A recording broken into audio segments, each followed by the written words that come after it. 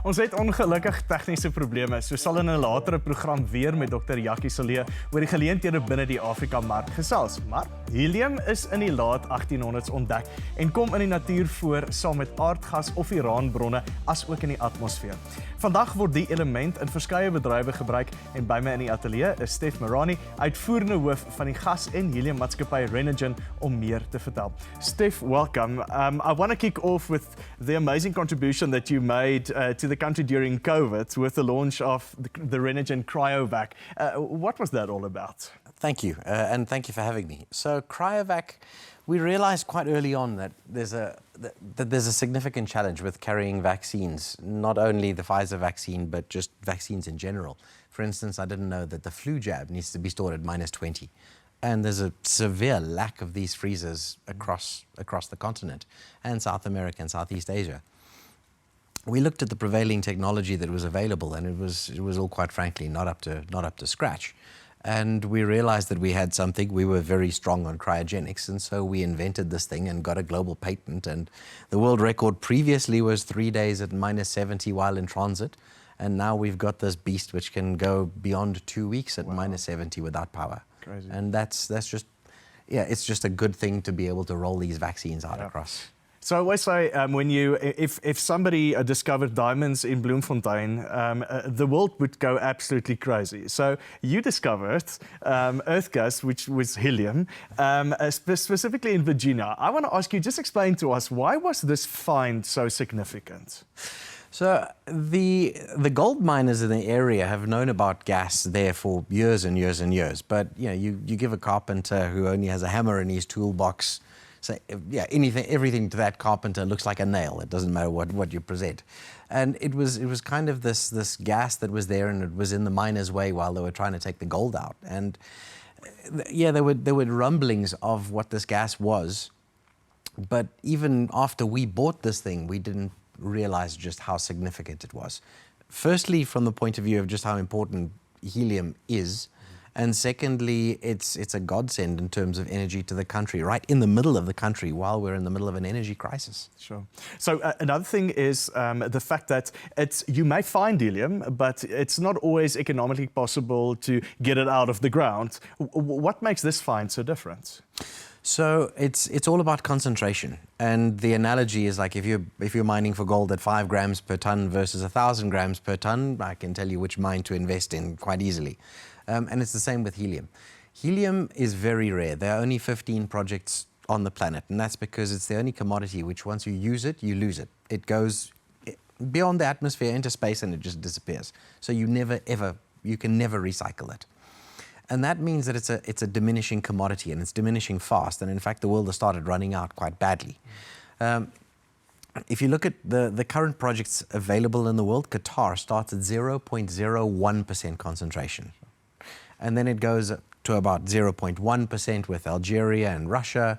And that slowly increases until the United States, who are the absolute global rock stars, and their average concentration across all their helium fields is 0.35%. Sure. Here we are in the Vrystaat, thanks to an asteroid, 3.4% average, and we've got wells clocking in at 12%, which is just unheard of. So let's talk about the size of it. If I dig for oil, I can say, well, I'll probably get 1 million barrels of oil out of the ground. In terms of size, how long is this going to last us? This is a big find. So previously we were always talking about billions of cubic feet. I know that's meaningless. Now we're on 400 billion cubic feet, which is that's the equivalent of 0.4 TCF. Now, to put that in context, a company, if I'm not mistaken, a company like Sasol, for its Mozambican operation, the pipeline and all of its chemicals processing, uses something like 1 TCF or 1 trillion cubic feet every decade. Wow. Now, this is 0.4 of a TCF. Wow. So the find is significant. Yeah. So obviously another thing that is important is where the find was at. It's in the Vrystaat and also in an area where gold mining isn't going to last forever. Do we have any idea what economic impact this is going to have on a town like Virginia?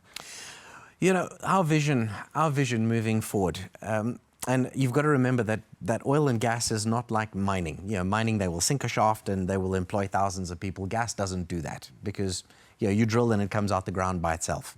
So we won't be employing hundreds of thousands of people or thousands of people. We'll probably be at full scale, maybe 100 to 200 people. The benefit of having a gas company in the Vrystaat, though, is that the gas company acts as a catalyst. It is an enabler. And this is the important thing. It means that when the gas is eventually depleted, you've left a sustainable footprint for the towns to continue, as opposed to mining, which when the mining dries up, the towns collapse.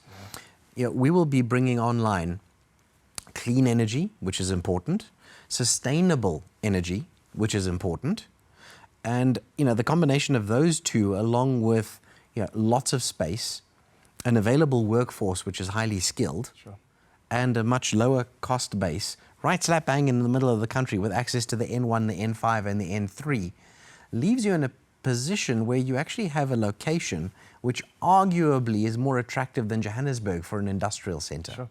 So let's talk about usages. You said that helium is used in various industries. Give us some ideas. Most importantly, MRIs. So you can't go for a CAT scan, you can't go for an MRI without helium. They can't make the machine without it, and they can't use the machine without it. That's about 20% of the market. And then every single creature feature that we know today, laptops, cell phones, TVs, fiber optic cables, you can't manufacture them without helium, and there's no substitute. And then, on the physics side of it, you've got these particle accelerators. All of this really high-end technology all relies on helium. Nuclear power stations can't operate without helium. So, nuclear is obviously one of our friends. But there are all of these different applications, underwater breathing, and then obviously the really exciting stuff, putting rockets up into space. They use an inordinate amount of helium.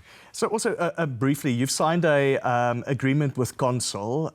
Tell us, why was this significant in your own journey?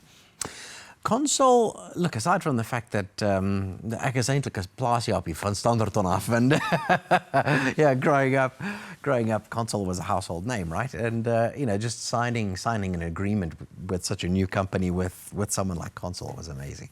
But then just broader than that, Consol represents the first of our major corporate transactions where we're not selling the LNG for diesel trucks, which is the main focus of the business model in phase one. But it also shows that corporate South Africa has the ability to make the switch from both the grid and from diesel generators over to a much cleaner carbon footprint. Stef, fascinating times. We're definitely going to have you back in studio. Thank you so much. Thank you. Soos ons dan nou aan die einde van vanaand se baie moeilike program. Baie dankie dat jy saam gekyk het. Indien jy enige insette wil lewer, stuur gerus vir ons 'n e-pos aan WINSLYN@aktieop.tv. Ons hoor graag van jou. Ons sien mekaar weer volgende week. Tot dan, hou mekaar positief, wees braaf en moenie op 'n planne maak nie. Lekker aan verder.